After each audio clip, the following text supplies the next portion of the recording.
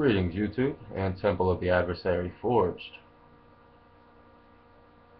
Today I'm going to talk about an interesting question that I found within a certain occult forum today. And the question deals with, what is more effective, evocation or sympathetic magic, low magic, in regard to manifesting desire within the world. Now, I am going to say that straight out the gate, neither is more powerful than the other. Within everything in life,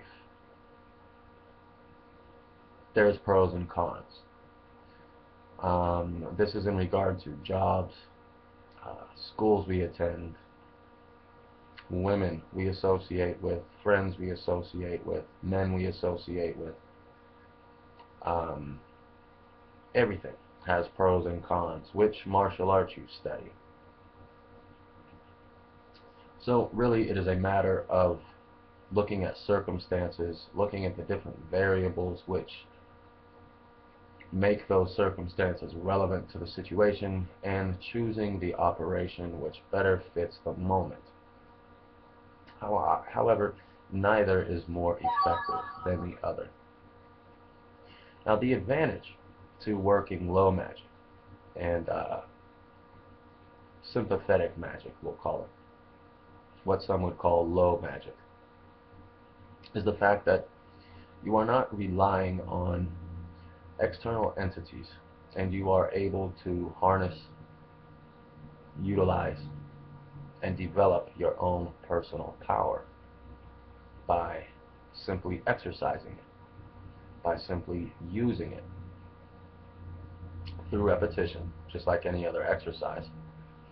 This power, like a muscle, will end up in a state of hypertrophy. This is the advantage of working low magic. The disadvantage is often self-doubt. We simply do not know, especially as neophytes, whether we have developed enough power in order to manifest the desire. They will sometimes wonder whether or not they chose the right corresponding candle colors, planetary or elemental influences, herbs, etc. They will question whether or not they utilized the correct hour of the day or the day of the week.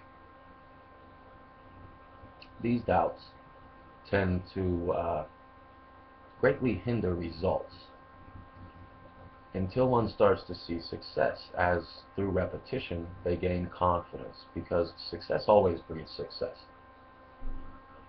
Now, the advantage to evocation is simply that it removes that doubt. If you have developed yourself to the point to where you can perceive this entity standing before you, and you can converse with it in a very real and substantial way, there is no doubt whether or not the magic is going to work, because it is really just like calling a friend and asking them, hey, can you help me move? And he says, yeah, sure, man, I'll be there on Tuesday, let's do this. And he shakes your hand. It works like that. It's immediately validated. The entity is going to say, yes, I'll help you, or no, I can't, or I won't. You will run into that in certain cases. Sometimes we suffer just because there's something to learn through it. The flames of hell have a forging effect. It burns away impurities. So this does happen from time to time. But the disadvantage to evocation is the amount of personal energy that you expend. This is why, for me, physical manifestation is not really relevant. I mentioned this in the forum earlier as well.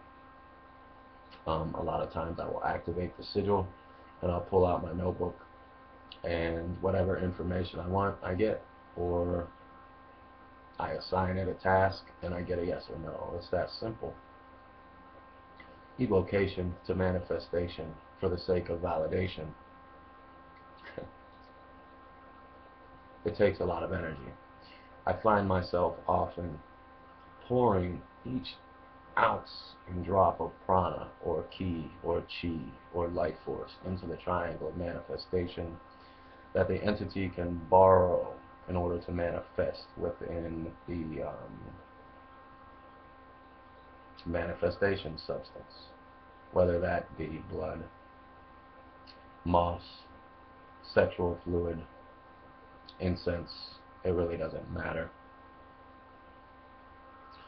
So you see, there's advantages and disadvantages to both low magic and evocation. You know, it is my opinion that we don't look at any occult practice as more powerful than another.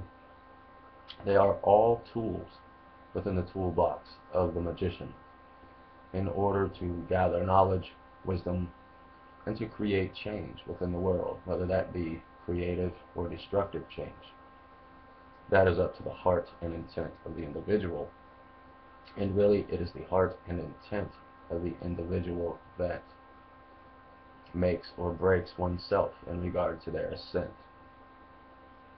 So no matter what practice or what rite or what art you choose, just make sure your heart is in the right place. Make sure you're doing things for the right reasons, and be responsible. That's all I really wanted to say.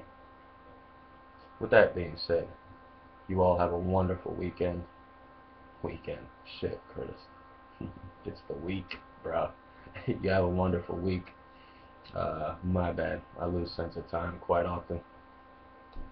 Anyway, have a good evening. Have a good week. Love y'all. Infernal blessings. Later.